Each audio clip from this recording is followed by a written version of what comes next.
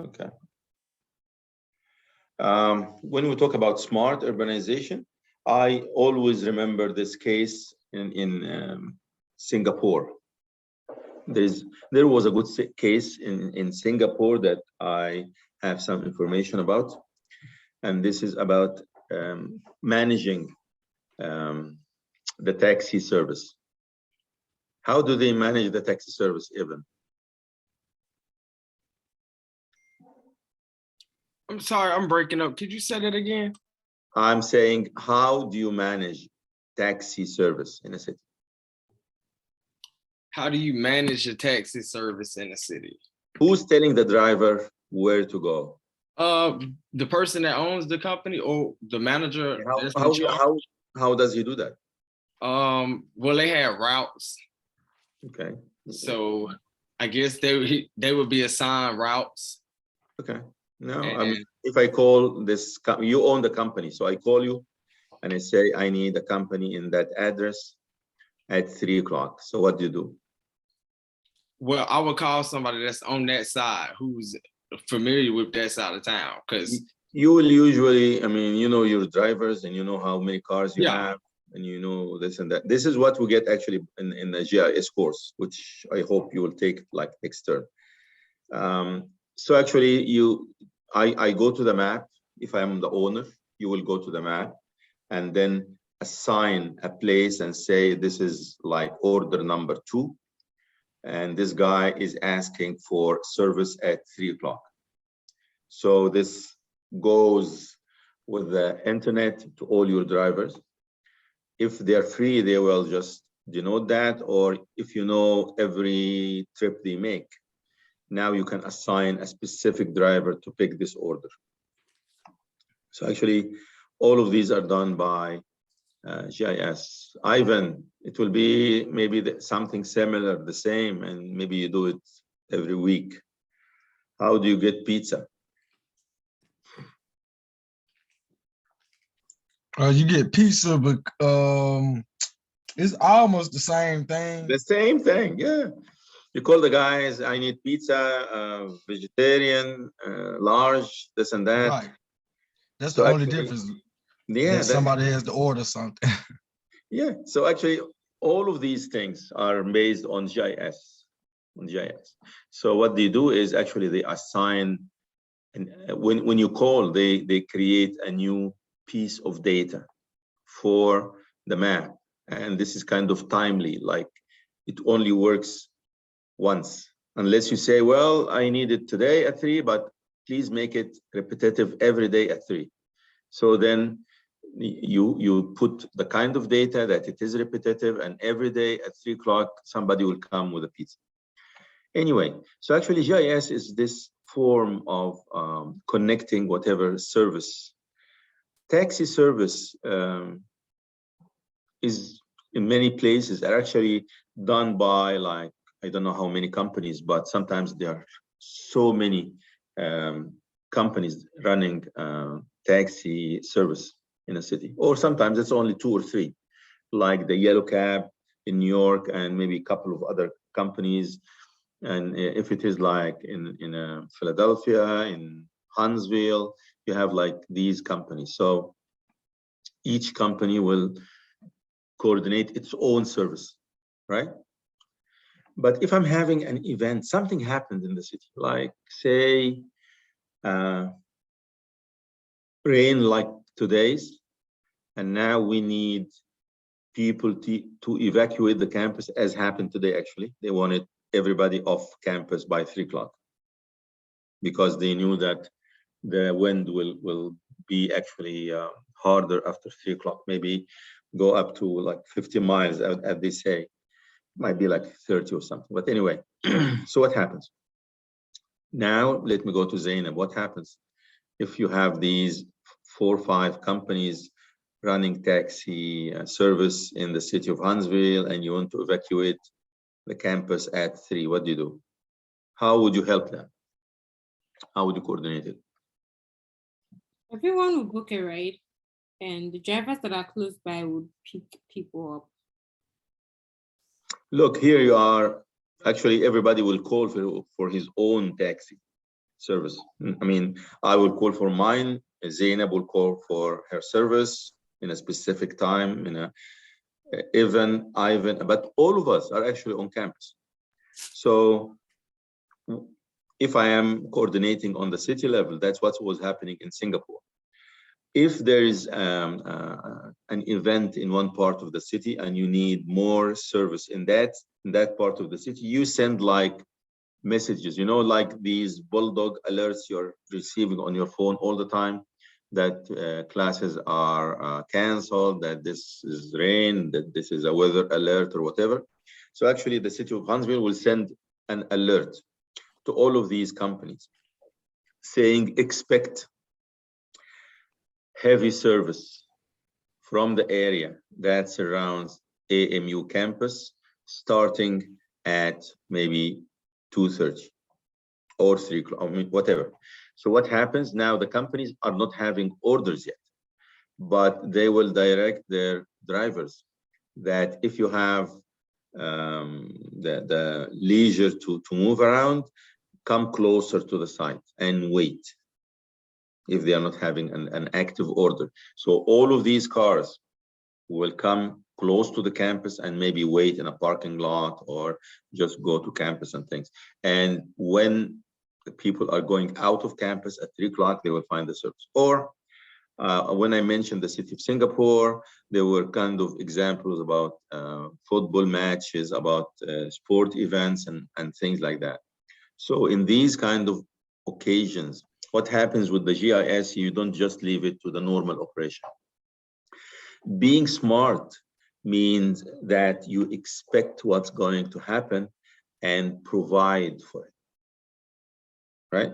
So actually you are smart when you are expecting heavy demand for taxi drivers around the campus after 3 o'clock, but your knowledge about the campus, how many people will ask for a taxi cab or I mean this kind of expensive service, maybe you say, well, I will expect like maybe 100 people coming out of campus at 3 o'clock and wanting to use a taxi driver. So actually I will just limit the number of taxis, real vehicles around the campus. So I would not actually direct 100 people to be around campus, 100 people with cars.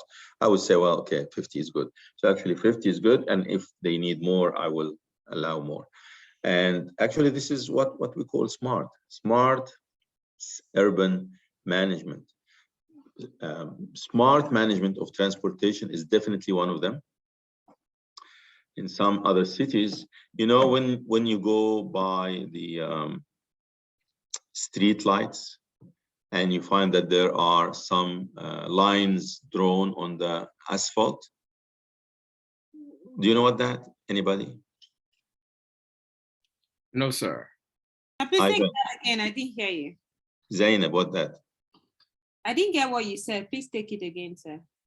I'm saying that when you go to the street light, when it is red and you stop, do you notice that there are kind of straight lines drawn on the asphalt? Oh, yes, sir. Yes. Those are like sensors, right? Yeah, exactly.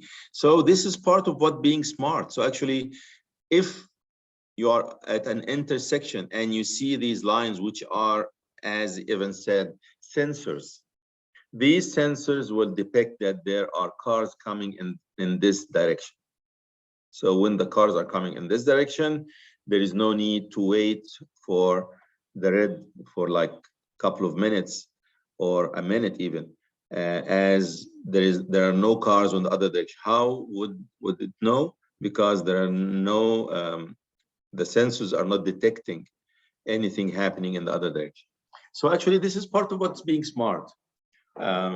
You put that. Many cities in the world don't have that, and many cities now are kind of using this as the standard for each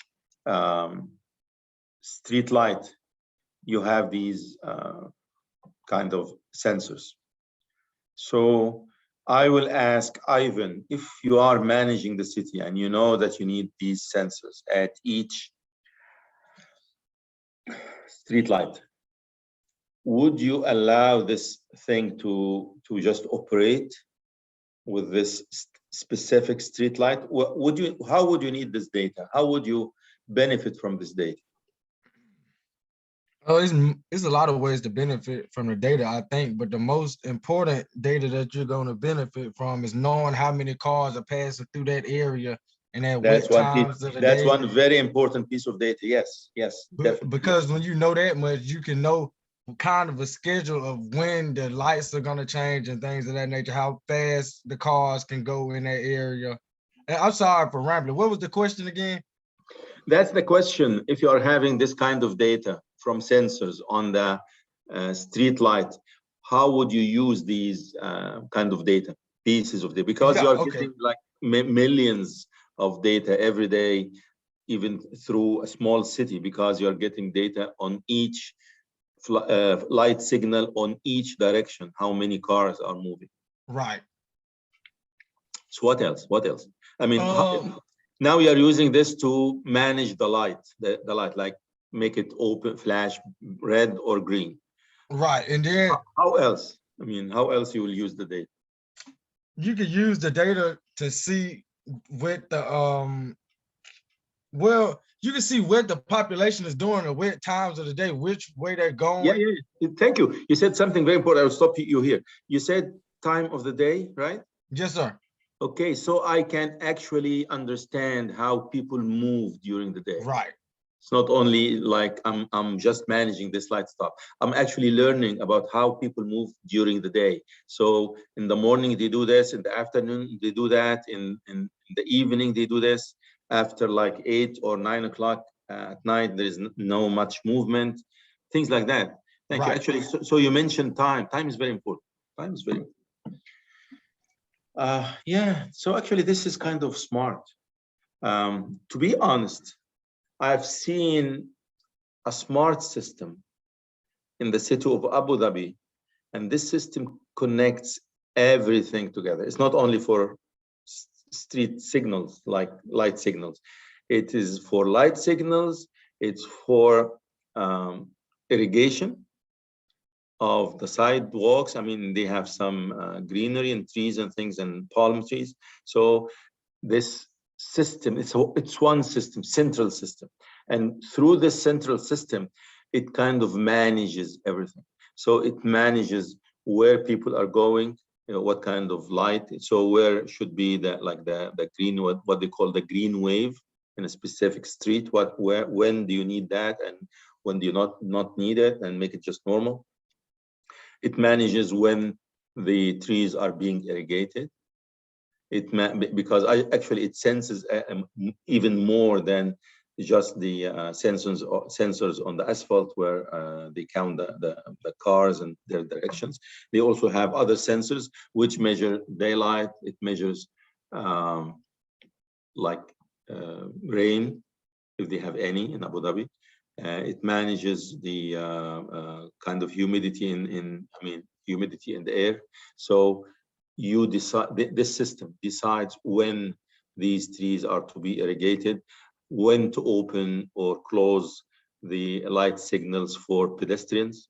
How would you manage the crossings of pedestrians in specific streets where the vehicular traffic is actually heavy, things like that. So actually, the word smart is now like the core of all of our cities. And I started with Evan about that when I'm saying that I posted the project, and I meant to say smart and connected communities, which is now like a good title under the National Science Foundation. And you can apply for research with that. So when it is smart and connected, and also it really cares about the community. You can manage, if you know where the cars are going, you need to manage what else related. I know exactly now, if I ask the city of Huntsville about vehicular movement, I understand with all of these sensors around they would definitely be able to give me a map of where is the heavy traffic, when, during which day of the week, because now you can also understand the cycle, like between Friday and next Friday, what happens, weekend, what happens in which streets, and then so on. So what else do you need to manage if you know all the movement of the traffic? Let me go to Zainab. What do you think? What else I can manage if I know where cars are moving? Be creative, Zainab. I'm thinking about it, but nothing is coming to my head right now. Be creative. I mean, whatever. I mean, do these cars need gas? I'm trying to move. Right? It needs fuel. They need fuel. That's right. But we're trying So, to move into the use of electric cars. So or I mean, whatever the kind of fuel they have, with a yeah. gas or electric. So if I know that most of the cars are actually around this area of the city, would I expect more fuel stations in that area having a higher demand? Yes? Yeah, if the car's moving within that area a lot, yeah, we should have few stations, gas stations. So actually, if I discover that within this heavy trafficked area, we don't have enough fuel stations, electric or gas, then I have an issue. So I would call somebody in the city and say, since this is where the vehicular traffic is kind of clustering, would you please allow more permits for gas stations or electric power for cars in that area? Yes. Right? Mm-hmm. Yes. So what else? What comes to your mind? What other than fuel?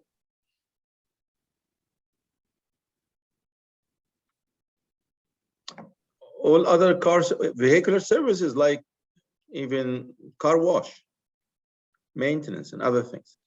Whenever there is a high density. Or selling auto parts. Yes. Well, okay, that's also good. What you're telling me now is very good, because when we are getting the data about where cars are, and now we are trying to work on a smart system to manage vehicular traffic and vehicular services and fueling and everything in a city, many things actually will come in our way. When I'm thinking about the fuel, whether electric or gas, I would actually not really seek any faraway station to put gas in my car. And I usually would, most of the people will do that just when they need gas, they need gas. Or some people will plan to have it like once a week from a good station, like go to Costco or whatever, BJ's or whatever, and have the gas at a reduced price. But most of the people will not be able to do that. They just use it. But actually with other things that, well, now we are mentioning maintenance and other things. Actually, maintenance is something that requires like trust in the place you're going. Now we are thinking about a service that needs good control of pollution.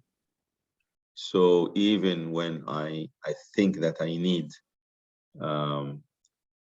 this kind of service, maintenance, car service in a place, I will look for the most appropriate zone to have maintenance. It doesn't have to be the most traffic thing. It might be like a close by area, having mechanical service in a place might need an industrial area. Might need to be like on the fringes of the cities, things like that. So actually, I mean, what Zainab told us now about the different services, now comes the planner inside you. You first get the data, you kind of do the obvious about like, okay, I need to have better roads, maybe wider roads in these areas. I need parking. I mean, these things cannot be moved. I need fuel, and then I need other things like maintenance, like car dealerships, as Zainab was telling us, and things like that. So I will start with the most obvious, but all of this, that what makes the city smart, because smart system requires that you actually learn all the time from the data you're getting. It's not only getting the data. Getting the data is easy now. You get like you get flooded every day with million, billion pieces of data. And whenever you get the data, now you need to make sense of it. So what does it mean? Now I know that this is the most trafficked road in Huntsville. So what does it mean? I need to go and look for how would this data impact on my life. I wouldn't like to have schools on heavily trafficked roads unless I have to. I wouldn't like to have hospitals unless I have to. Like if you go to the city of Philadelphia or the city of New York or other big cities, old cities, maybe they have this hospital long time ago. So actually they are now kind of cornered within an island within the city. And actually it's like flooded by vehicular traffic all around and you cannot move. But if you are planning something like the city of Huntsville, where a lot of land is still available, now you can take decisions of how to locate or even relocate. Like I like very much the concept of the medical district, medical district 1 and district 2, because they try to do that. Anyway, back to what we started with. So actually this is smart. Smart is using the data,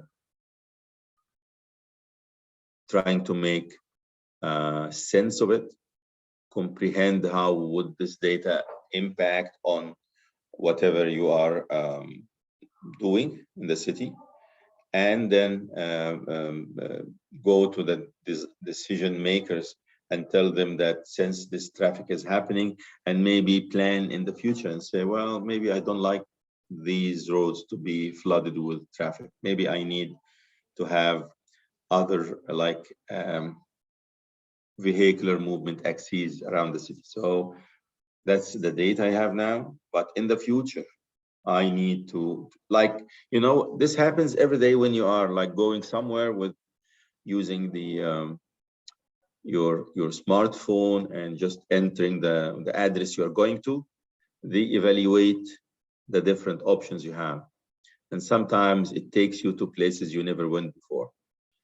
Mainly because they are actually connected to a system where it shows on their maps where are the crowded links of the road, right?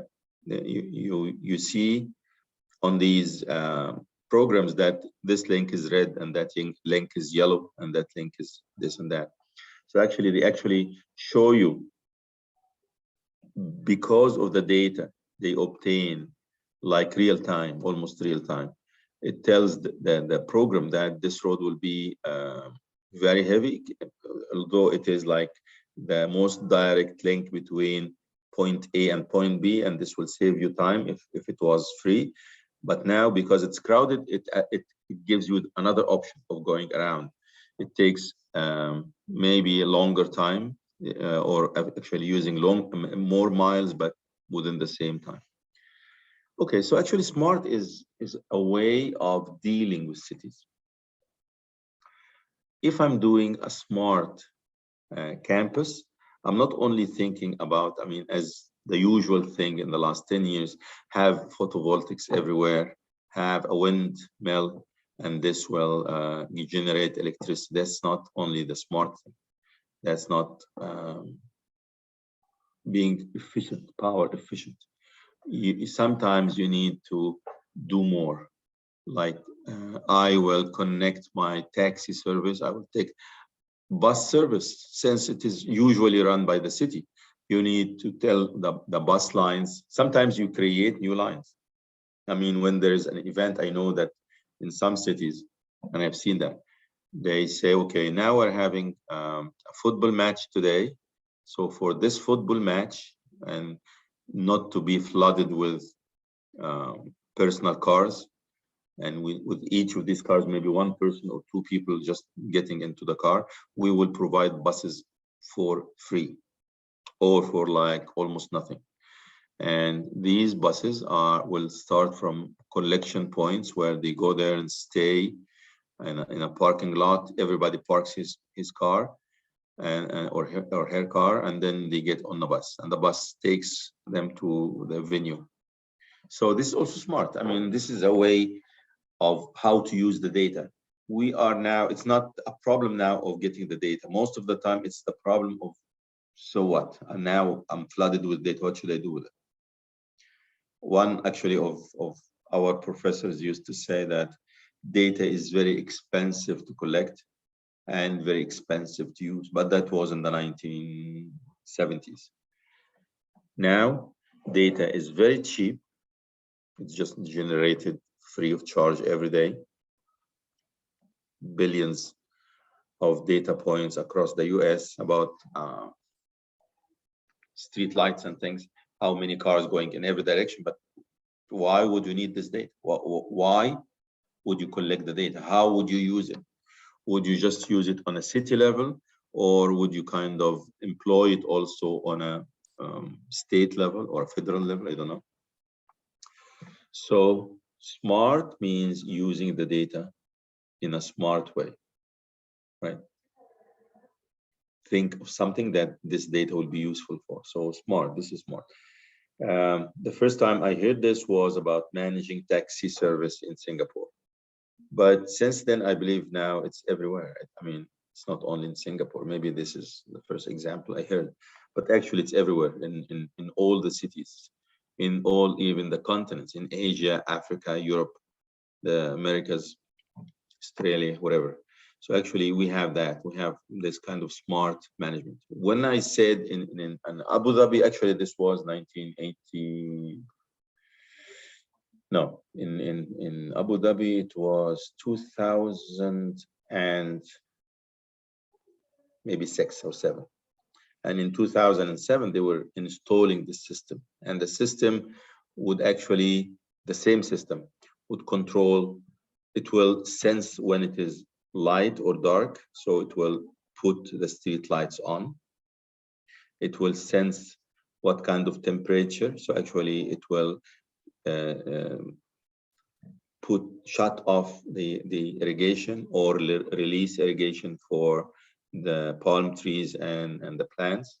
When it is too hot, it will just open it, and when it is like much better, it will give less water.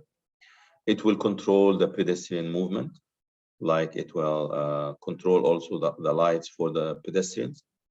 It's not only, I mean, we are not designing the street lights only for automotive vehicular traffic. We are designing that also for the pedestrians.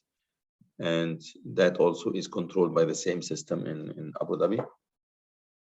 In addition to like, I don't know how many points, but there were many points, which is a mini weather station at many of these intersections, street intersections, and it will collect data about everything: humidity, radiation, light, wind speed, everything. It will collect everything. And then you have a map of the city. But issue is you are too smart for maybe very few people. It's too smart.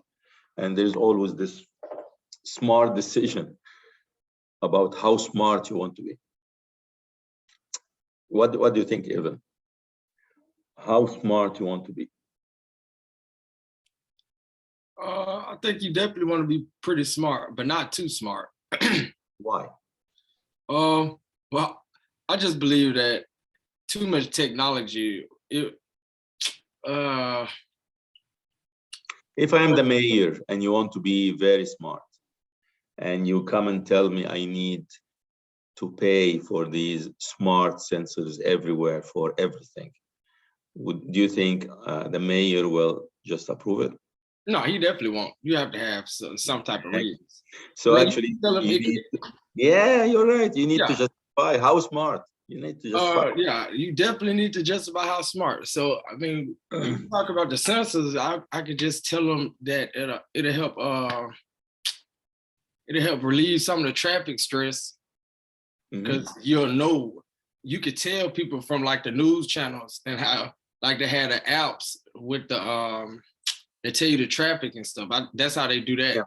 So you could alleviate the traffic, well, some of the traffic, because it's not all just gonna go away, because people just moving all day. So we know that. But you can find the times, like my brother said, you just have to explain like everything that will benefit from it. Yes, I agree. And actually, if I'm doing like a city in a less advantaged country, I want to actually put sensors for traffic in every light signal. I may be doing that in key light intersections, like, I mean, road intersections where it really matters. Right. So I will collect less data, and which would be good enough for me. We have this thing in many disciplines, but I definitely in architecture have that. They tell you that your project should end sometime. You cannot just go with this project for years to improve things and make it better, because every time you put more time in something, it gets better, right? But after a certain point, whatever time you put, it will not really impact in a recognizable way that your final product. Like, if I see that the product, which is a plan, is good enough at like maybe 85% efficiency or even 80% efficiency, I will just stop working, because I would say, well, that 15% maybe they will come by in implementation, other things. But continuing to perfect whatever I'm doing, this will cost me more money, more time, but will not really bring, maybe, I mean, if the whole project took me like, the plan took me like 100 hours to produce, it might take, I mean, to produce, like, make it 80% good enough. I will spend maybe another 100 hours to make it from 80% to 90% when everything is really coordinated and all the details are in. And it might make me like 200 more hours to make it like 95% perfect. So this is, I mean, there is always this trade-off between how smart do you want the city to be, how perfect you want your city to be, how good you want your plan to be. So why we're saying this? Because many people actually, I mean, in planning, time is really is essential. When you are planning, I mean, when you're taking this project that I just posted, let me read from what I posted to you. I posted something saying here, that's the project, okay. I posted something saying that replanning AMU campus for making a smart, connected community. So knowing, planning in general is about knowing where did you start and where do you want to go. So actually knowing from the current status of the campus, which we need to actually get data about. And I will ask you starting next week that you will be presenting about the campus. I will ask you, all of you, to work together in one group and get the data that you can about campus in terms of how many students, how many faculty, how many undergrads, postgrad, how many males, females, what kind of classes, I mean, in the morning or in the afternoon, how long are the classes, where are the most utilized buildings on site, everything that you can collect, and understand that all of this data is available. It should be available even on an internet site or something, or maybe you need to contact somebody from the management for that. So actually, when we get all of this data, now it's your decision how smart you want to make our campus. you might want to shoot for the skies, but then you will have a budget and an expense that you will not be able to cover. Like, well, I can do everything. It will just take me like maybe $500 million, and it will take me 15 years to do. You don't have the money and you don't have the time. So how smart is actually a very good question you need to ask yourself whenever you're working with planning.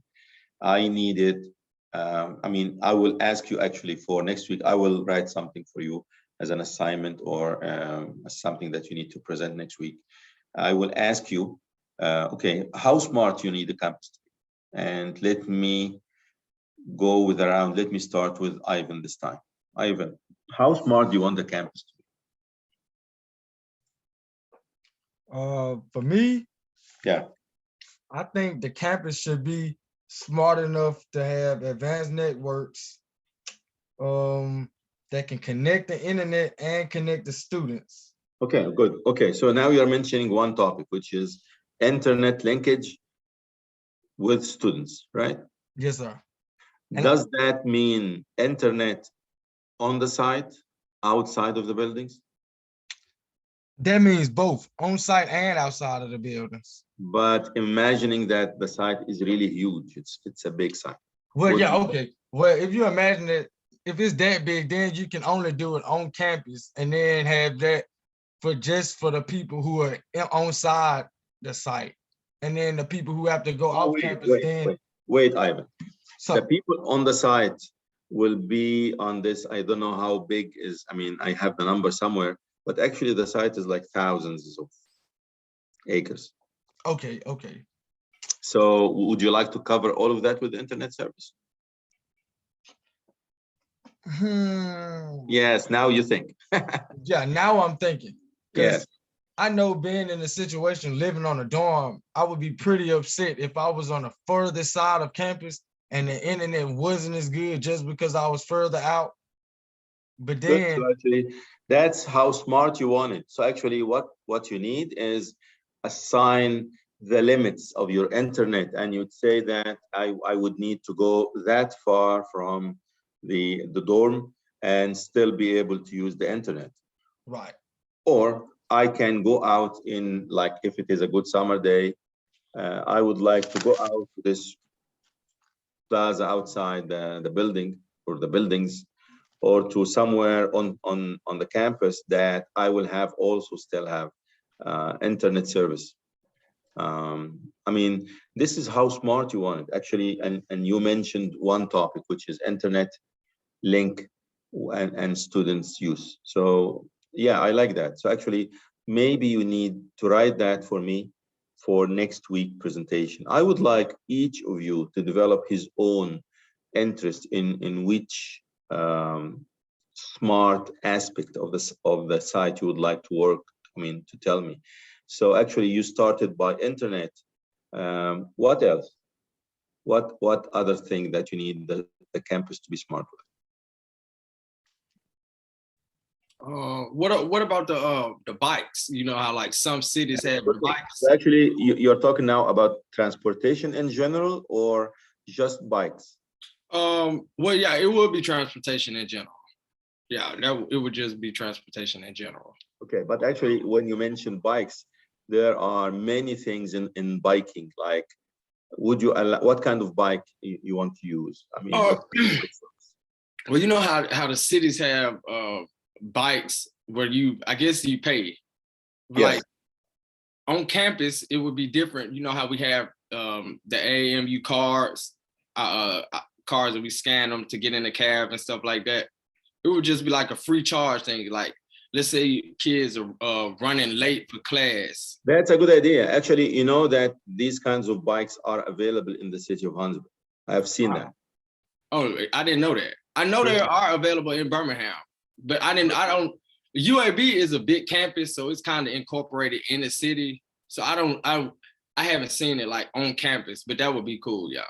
It is good, actually. It is available in the city of Huntsville, but it's not available on campus or around campus. And I agree with you that this will be a good service to have. Oh yeah, and I said transportation in general because they have like little scooters too, And some people don't like riding bikes. Yeah, I've seen these scooters actually in New York, and I've seen them in Seattle. Yeah. I have seen them in Philadelphia. So actually now it's like a good thing to have in any city. It's not expensive. Right. And actually you have also cars. Have you seen that? Oh yeah. Okay. And I don't know what they call it, but I've seen that in Philadelphia and in New York, where they are parked somewhere, and Yep, I know you exactly just what you're talking see about. the closest car you have. And then you go there. You maybe you need to just go somewhere for like an hour or something, and just leave the car somewhere else. That's it. So yeah, so Ivan talked about the internet, and now we are talking about the transportation in general, but actually more about bikes and scooters. That's a good thing to think of. That's a very good thing. Zainab, what do you think? I'm thinking smart homes. Smart home, okay. What kind of smart home? Less things yourself, and maybe, for instance, like Apple uses Siri, so maybe like artificial intelligence in the house where you can just talk and then get things done, like put on the TV, like put off the lights. You don't have to stand up, you don't have to move around to do things yourself. I will invite you to actually look in the internet and see this movie. It's called Smart House. Oh, great. I'd like to see that. It's kind of an old movie, and Oh, the whole idea is the house knows everything. It learns about everybody. So it knows when you are actually going to nap, what kind of food you eat, and it knows whether you are good or sick or something. And it kind of, at the end, it controls their lives. But yeah, it's a good idea to have some aspect of smart homes, right? I agree. But what kind of smart? Like the food preparation, smart in air conditioning and heat, smart in plumbing, reducing electric load. What do you think of, Zainab? yeah, just part of it. Mhm. Like I said, just saying the things you want and getting them done. Basic things. Yeah, like the 007 movies and things. But actually, I found this smart house.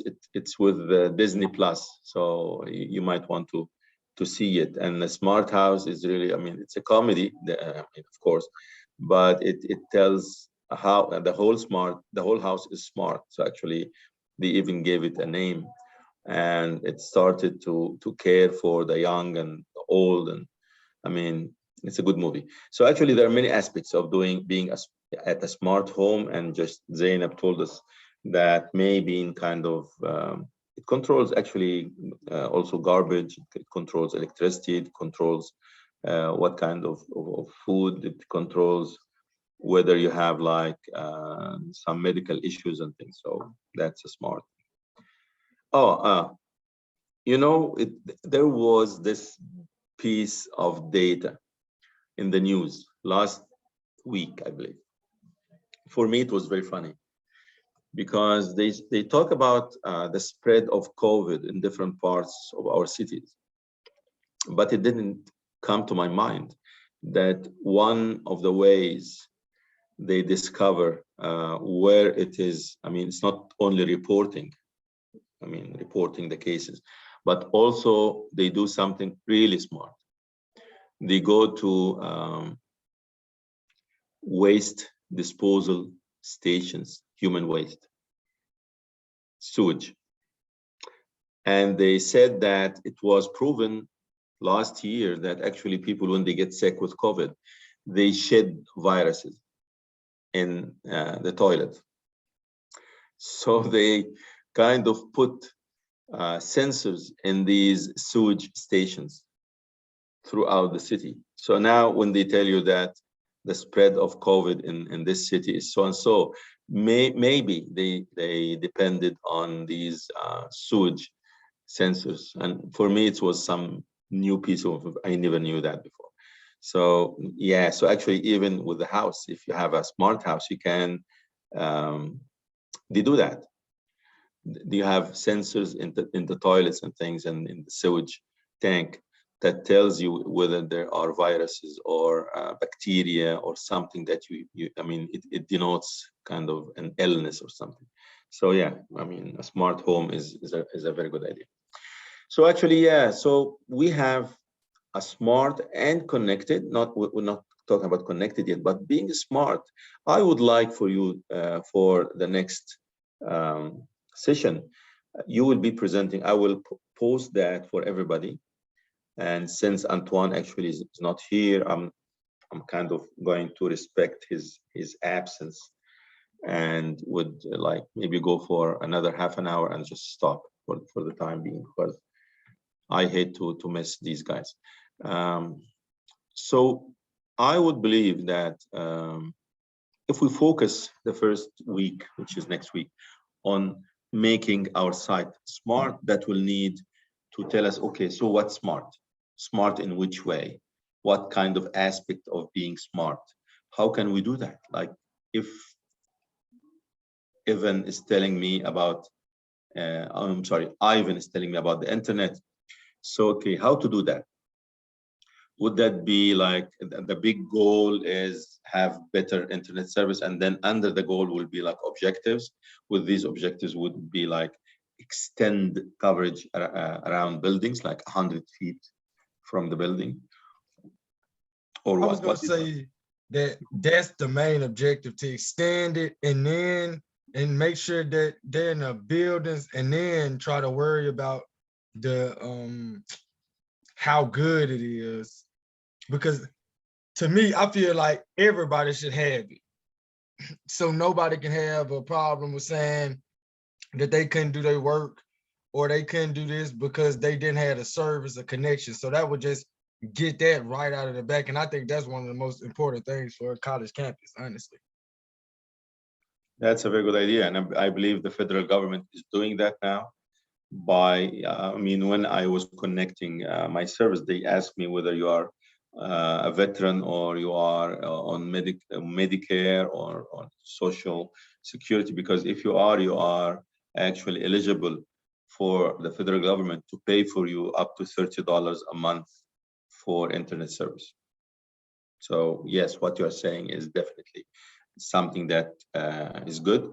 But what I'm asking is, how would you do it? The federal government advised this plan, but actually this plan, because it's like on a country level, it doesn't talk about details. But if you're talking about the campus, you started by saying, okay, I'm very much interested in buildings and around them, and then maybe worry about the rest of the site.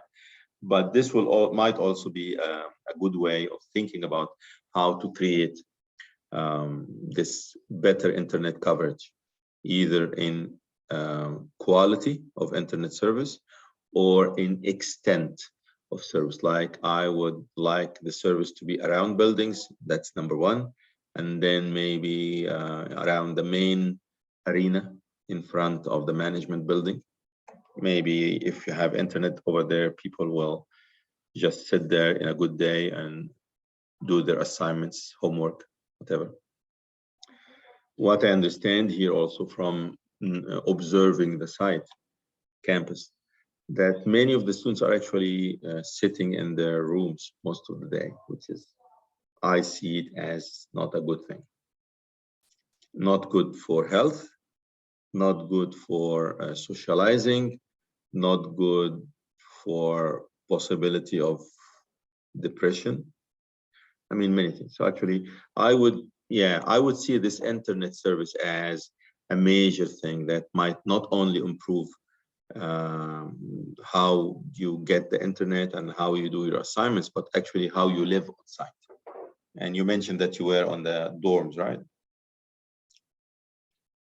Yes, sir. So maybe outdoor internet will be like a second priority, but also important because it will help you have better social life, Right. maybe. So I would like you to, when we talked about the steps for planning, we mentioned the second part as brainstorming. So I believe now we are at this stage where we are kind of brainstorming. But we will do it first during this week when you brainstorm on your own about one aspect of how to be smart. Maybe next week we'll kind of brainstorm about how to be connected and how to be a community or what is involved. But I only need you this week to be concerned with the word smart. So what is a smart AMU campus? Internet, transportation, or biking and scooter use, and smart homes, other things. I don't know.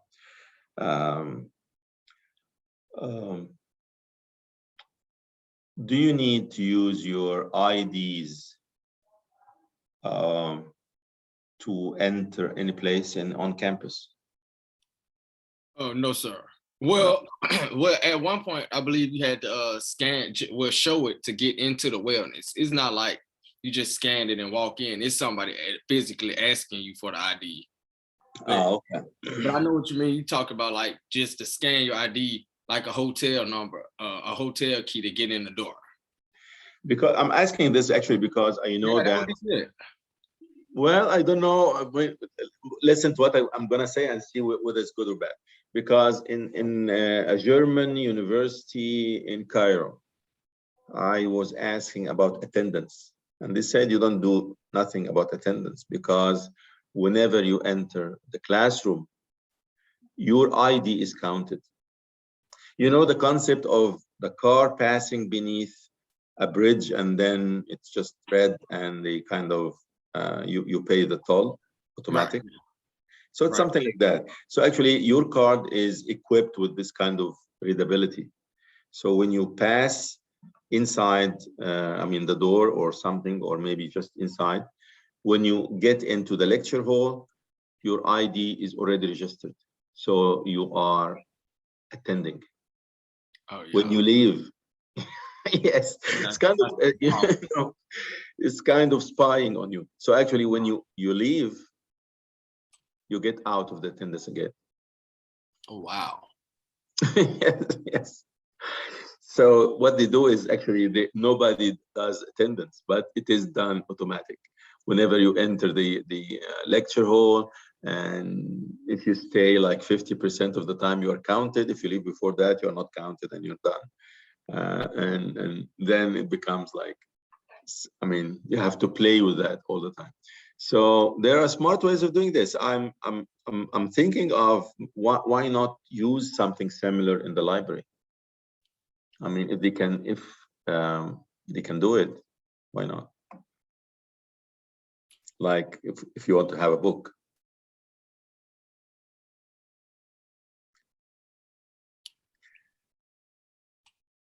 So you know what? I'm saying that if you enter the library and you want to have a book, if you have your ID on you, yeah, you just scan it. It just registers the book in your name. Yeah. I don't know why they don't do that. Yeah, because that's basically how the library systems work in most parts of the country. And like back home, a regular library, yes.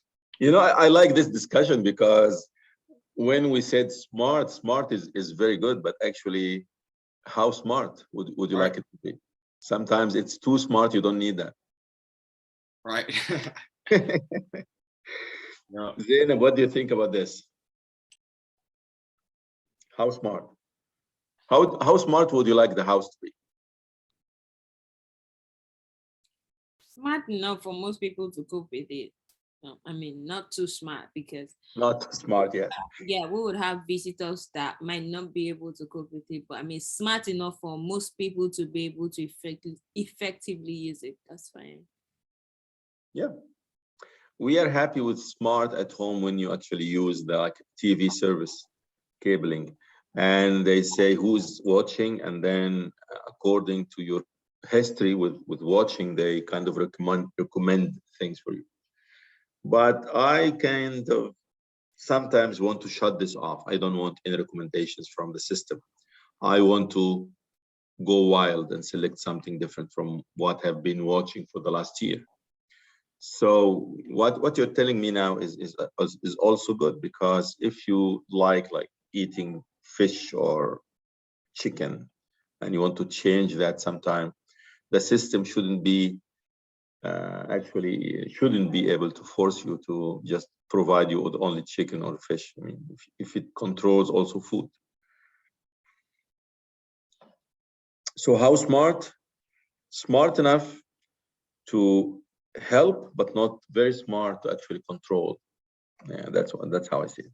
So anyway, what we are gonna start doing in this actually is using whatever topics now we are getting out, like internet, transportation, living smart on campus.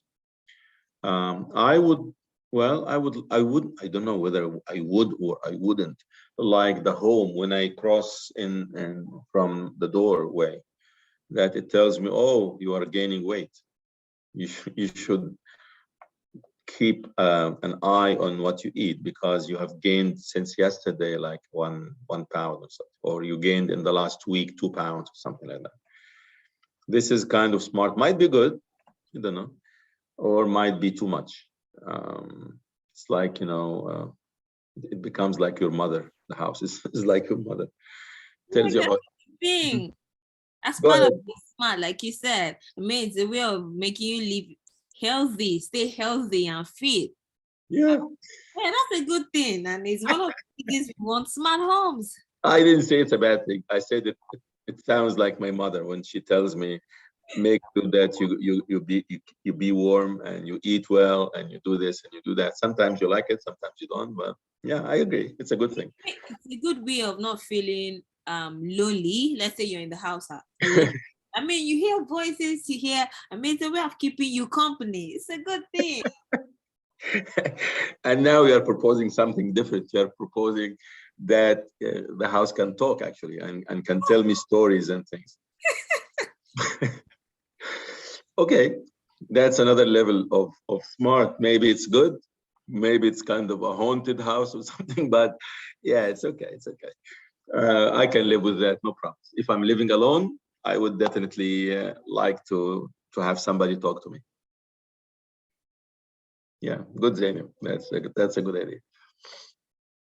So okay, so we have this to actually explore. And when I asked Evan about whether you think that too smart is good, whether this will cost money, whether the mayor will approve all the actions we need for the city when it is too smart.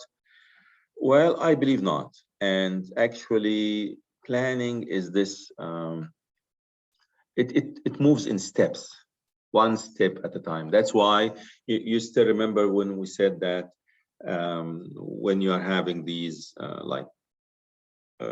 let me put this on. Let me share that with you. Share screen. Let me do that here. We said that maybe I'm having like the first cycle of things, like this is the first cycle, goes from defining the problem or whatever and brainstorm. I don't know what happened, but actually if I'm doing this, okay, oh, this is disappearing, vanishing. I don't know on vanishing. Okay, I'll do this. Okay, so if it goes in one cycle, like from discovering the problem, getting data, till the end when you have feedback. If I'm working on the campus, and now it's not really smart in many aspects, I would put, as we just discussed, kind of priorities. Maybe for Evan, it's transportation. For Ivan, it's internet and connectivity. And for Zainab, it's having a good, healthy living in a smart home. But if you can't do all of that at the same time, maybe we say, okay, for the first cycle, for the first thing I need to do with campus, I would need to maybe prioritize some, like, say, connectivity first, and then add some more like transportation, and then some maybe homes, or do both at the same time. So I would say, okay, for the internet, I will be interested in the first cycle, which will take like, say, I would say 5, but actually no, 2 years. I'm going to have like better internet in all the buildings, starting here, ending here. Now we have like internet for all buildings, good internet within 100 feet of the even the outer limit of the building. So you can work inside and outside and doing things. Next step may be to allow internet on the site, as Ivan was saying. And at this point, when I'm now seeking to actually do like the second step of my project by having internet on the site, like this is like my second cycle, gathering data, brainstorming, creating alternatives, evaluating, and doing things. When I'm doing this, or while I'm doing this, I might be able to introduce like bicycles on site. It doesn't have to be one objective. I might be able to do like smart home in terms of giving advice on healthy living, or maybe smart in terms of telling me about sport that I need to do, or movement around the house, or whatever I want. And actually then I can move maybe to the third cycle and so on. So actually these cycles will go on for long, but actually at the end of this cycle here, after like maybe 6 years, 10 years, whatever it takes for 3 cycles to complete, maybe then I have gotten all the way almost with whatever is allowed in internet access, like internet, good internet in all the buildings, good internet around the main buildings, and good internet like in public plazas on but not the whole site. Maybe I could have like the bicycles and the scooters, and I'm still working, and intersections, because intersections are horrible on campus. Intersections between pedestrians and vehicular. So I might have done that. Maybe in terms of housing, I would have done like good provision for good provision for like health advice, maybe for food, maybe for cleaning the house that cleans itself. I don't know. Now it is possible, by the way. I mean, with these robots, robot cleaners, Shark or whatever, I mean, the brands they use, you can schedule that to clean the house while you are not there. So just leave it there and it will take off, clean the area and come back. But this will need you to actually clear the floor before you go. No clothing on the floor, no nothing on the floor. So I would say that smart AMU campus might take more steps than we imagined before. So actually, we might do all the steps for some objectives and then move to the next level of objectives and things like that. And every time you do more, you get more. Like whenever you are completing a cycle and finishing with the one afterwards, more things get done. Okay. Let me talk about this in the context of like the city of New York. City of New York, 1980s was not a good place to be. It was dangerous. We were warned about going into the 42nd Street and the area around it. We were warned of moving around the bus and train stations because they were not really very safe. And things changed a little by little. So in the 1990s, they worked on the drug problem and streets that have like some kind of activities that were actually not good for the city. And then they moved into, okay, let's make greenways within the city where the pedestrians can walk with comfort. Then they introduced the bicycles. Then now they're introducing the scooters. They also introduced the cars. I think, I don't know what's the name, but it's like a small smart car that they're using. So things get step by step. I would ask you actually in this assignment, which is due next week for presentation, that you do that. If you want to work on the same thing you mentioned now, or you want to change it, you are actually very free to do that. If you say internet, but when you work, you find something else you want to talk about, please do. If you want to talk about transportation in general, or pedestrian walking, or scootering, or biking, whatever you think. But actually do that like in steps, or say that the most important thing for me now is good homes that allow comfort for students to study. So actually I will provide the dorms, or wherever people live, with good study places, or with living areas. Or I don't like the dorms at all because they kind of like institutional. I want to have homes or condo-like living for the students, where every 4 or 5 students have an apartment. What kind of housing do they have here, Zainab? Do you know that? I didn't get that, sir. What kind of housing they have? Is it like one? What is the dorm? How it is organized? Like apartments, like big, only one room for each student on a corridor? What? I mean, how it is like designed? Very to please.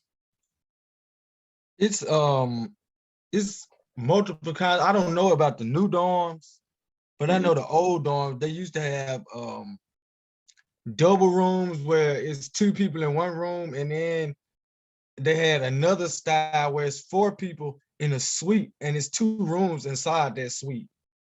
So it And was still be 2. do they have a kitchen? Yes, they do have a kitchen in the one that has the suite. Very good. So actually now you're talking about, when we're talking about housing, I have seen these different kinds of housing.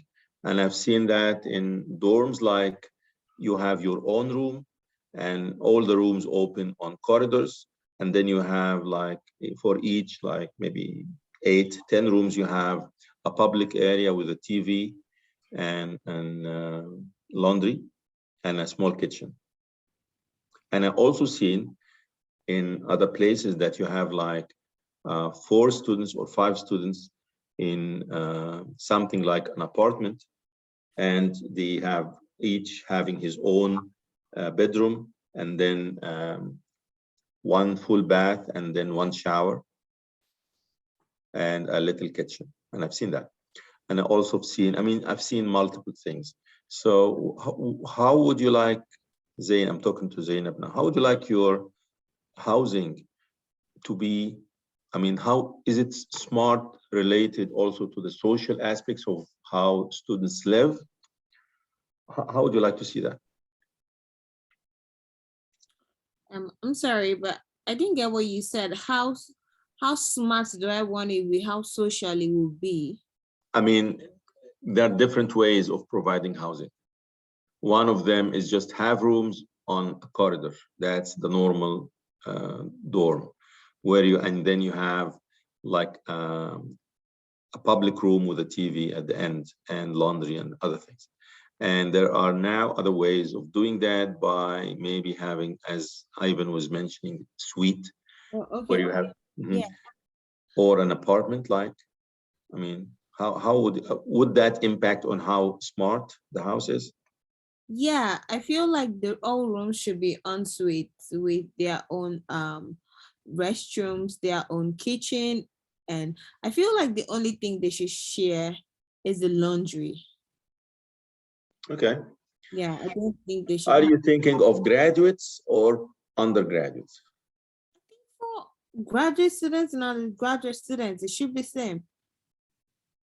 You know what? In Rutgers University in New Jersey, they force the freshmen, or I mean, students who are just coming from college to join the university, that they should live on campus for a year, and that they need to live in the dorm.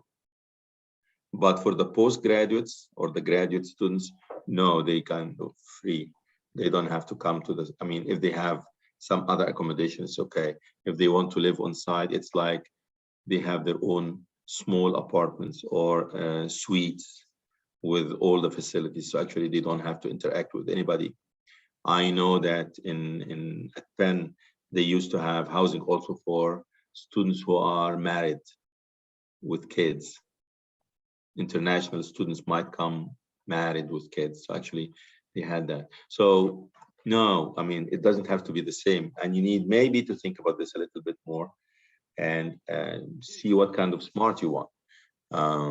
What is the limit of smart for students? I mean, like, would you like the house to warn the students that they're having too many clothes on the floor, so they need to like tidy up the room, or they need to do laundry? I don't know. Whether that for students who are undergrads, first time to live outside of the house or their homes. I mean, anyway, so actually with smart, with these different cycles, I would like each of you, when he is talking about his topic, whatever it is, that he also thinks about, or she thinks about, uh, how would these steps of smart proceed? Like, would you like these steps of smart to start with like smart entrances where your ID is checked, and if somebody else is coming to visit from another place, not actually living on the dorm, would you like to warn the guy? Would you like to send, I mean, this is also smart, this is security. If you see a stranger coming from the door, he won't notice it, but because everybody is having his own ID on, and this person doesn't have an ID, or the wrong ID, you might just warn security that there is an intruder in that room, or an intruder in that whatever part of the dorm.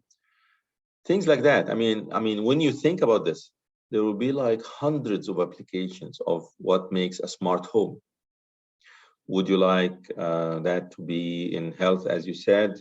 Or would you like it to impact on scheduling when people study? Would you like, if there are limited areas, would you like people to socialize?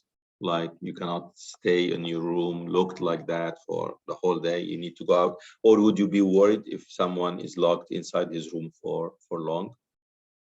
I mean, things like that. Think about it, and then we will put that in like steps. Step 1 will do this, step 2 will do this, step 3 will do this, step 4, and then we'll stop at maybe 4 steps or something for each of the topics you mentioned. And making that smart, then next we will be, okay, how to get this done? How would you get this done? If you are smart, like doing this for the smart home or transportation or internet, how you get this done? As planners, and this, I don't know whether you have done this before or not, but as planners, there is a physical component of whatever we do. There is a spatial planning component of whatever we do. So at the end, we need to produce a plan. We need to produce a plan.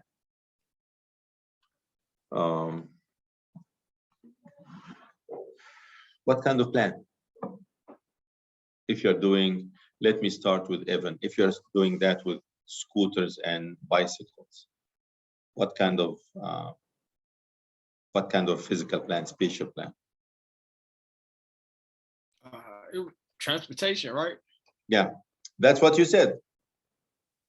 Or Right. or biking or scooters, whatever. I mean, tell me, what would you do?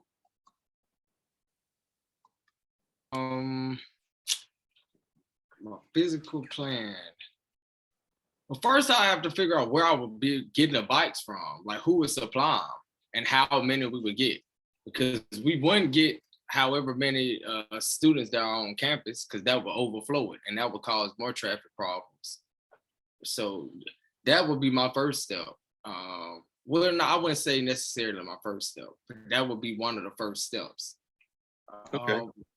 What else? I would have to talk to obviously the president of the university. I would have to see how we would be able to get this funded, because I mean, yeah, we could talk about it, but we need the money to do it. Yes, yes. What else am I missing?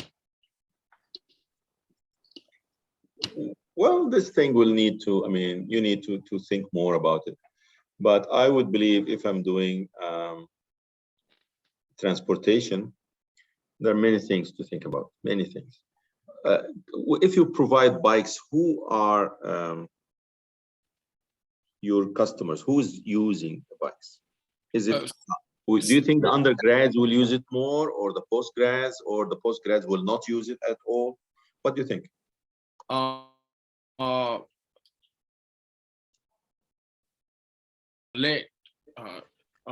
Portion of the campus that will use it. I mean, undergrads that will use it. Like, I know for a fact every undergrad isn't going to want to ride bikes or scooters. They'll just prefer either being late or riding a bus. Most of the faculty, they probably wouldn't mind getting on a scooter if they had to go across campus. But as of right now, A&M campus isn't really that big, so I really don't see too many professors traveling like that around campus. They're usually stationary. I mean, I had this question in the morning to some of the students. If you think, I mean, I believe that the number of students on campus are like studying at like maybe 5,000 to 6,000. That the number. It's like 6,200. Is it? I just looked at it the other day. Oh, very good. It's around. So, would you think that? I don't know. Do you see this number of students? No, of course not. No. Why? When I see the campus, anytime there's like at most like 100 people moving around. Yeah. Why not see like at least 1,000? Like we were saying earlier, most kids now are in the dorms. We have another majority that don't stay on campus. So when you're on campus, they're at home. The class schedules, that's another reason you don't see them particularly. Then you have, well, I guess you can count the undergrad students that don't actually stay on campus, or they don't even go. I mean, they aren't even in Huntsville right now.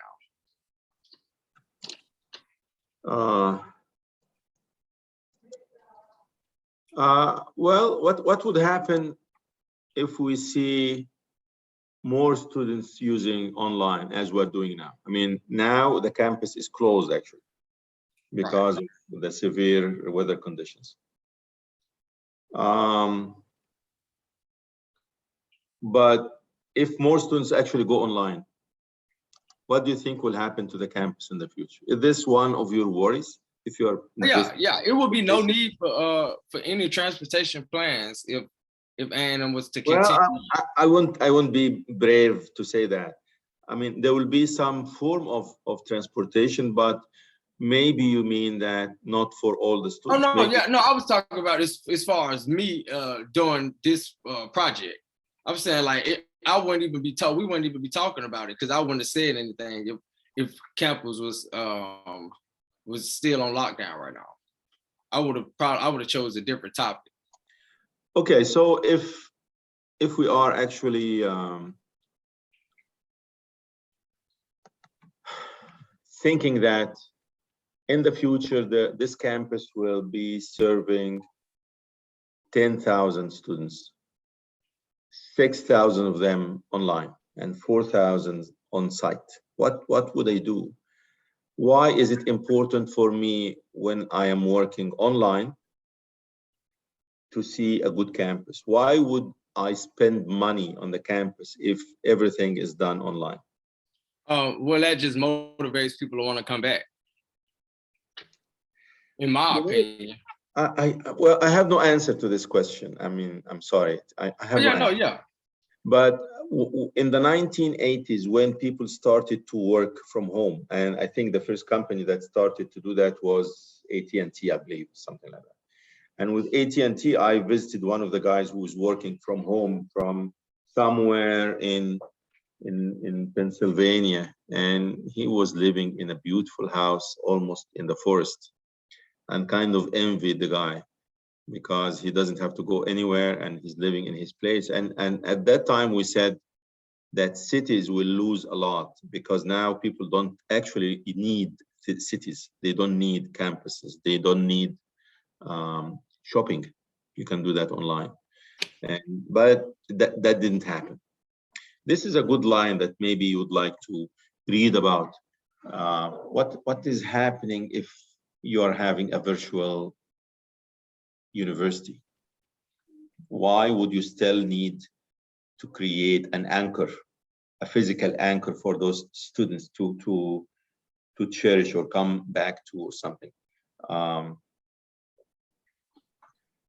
don't know. I don't know. I have no answer to this. I have no answer. But to tell you the truth, that this is a good line of research that was flourishing in the 80s.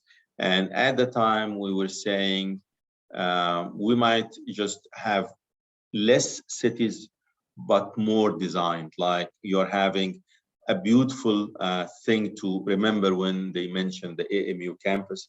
You don't go there like maybe once a term or something, or maybe once a year.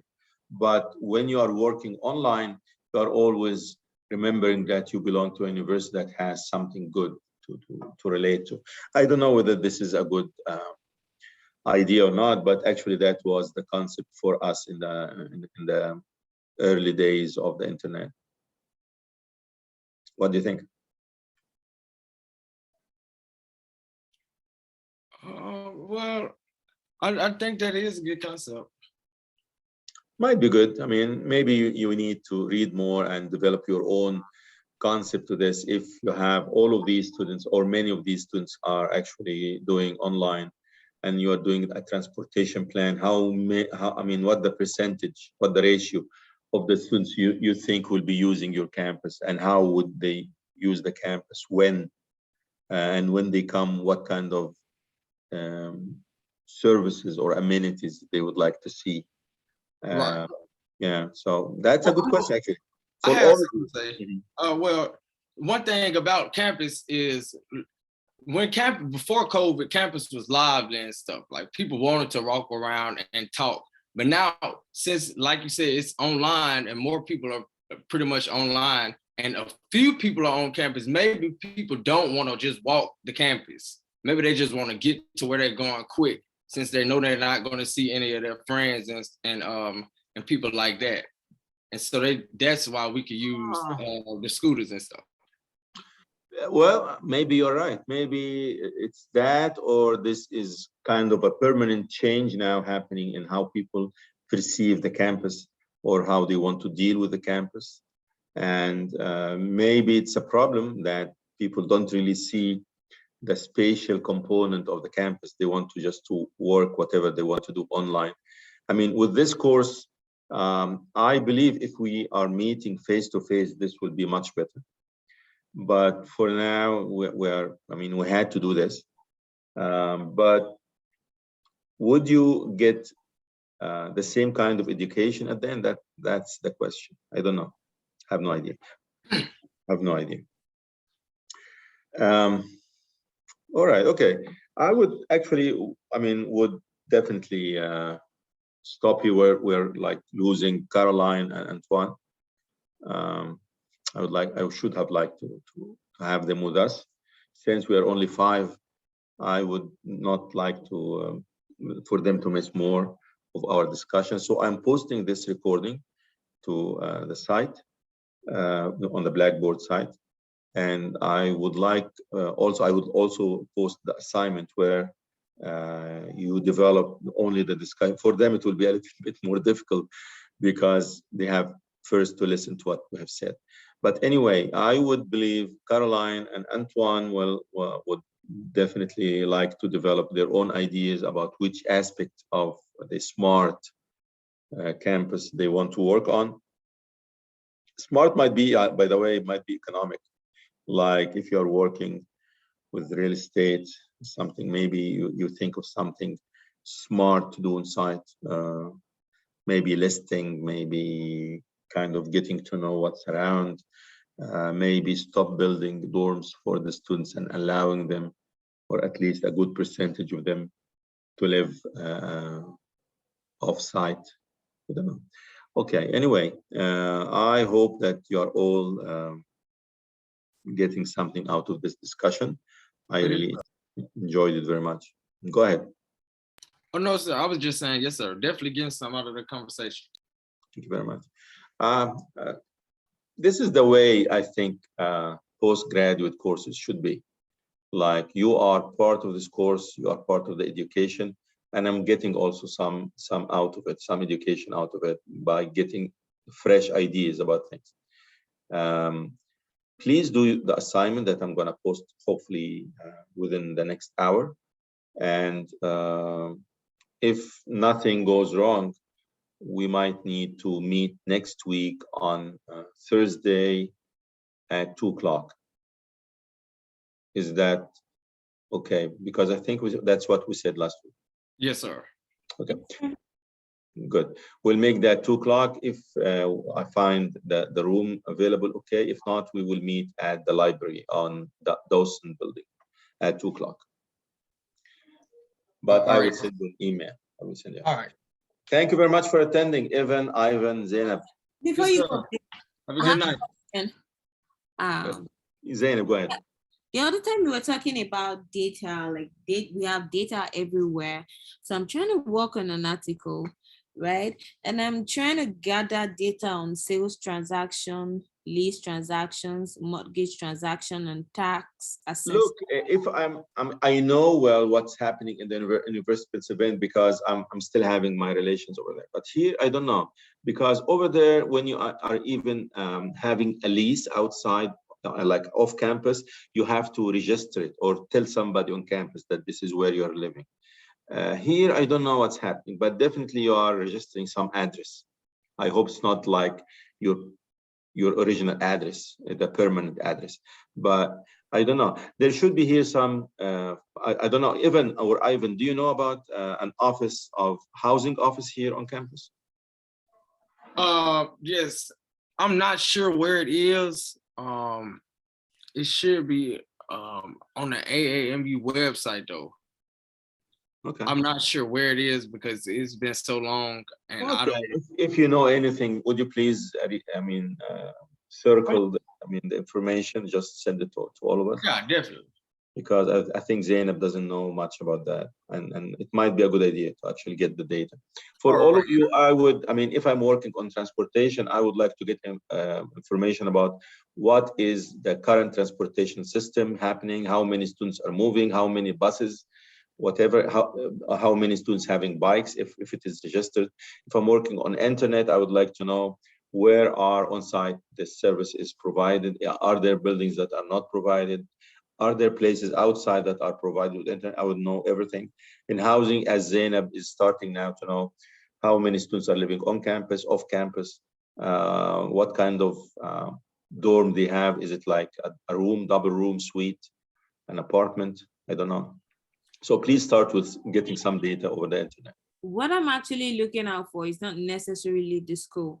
It might be the city of Huntsville, off campus. But I'm just looking for a place where I can get this data. I've been surfing online since yesterday, trying to look out for a place I can get, but I can't really on anything. So also I was wondering. Okay, with this, you need just to write lease an apartment in Huntsville, and they will pop up many places. And the best, maybe it's, I don't know whether it's more expensive or not, but if you go to one of these real estate offices, maybe even an Ivan, because you work guys already with real estate, right? Yes, sir.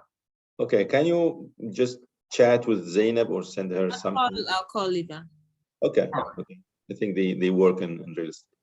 Thank you very much, guys. Thank you very much. I really appreciate your presence, and be safe with this kind of weather. Yes, sir. Thank you. Have a nice one. Yes, sir. You too. Thank you, sir. You too. Thank you very much. Bye-bye.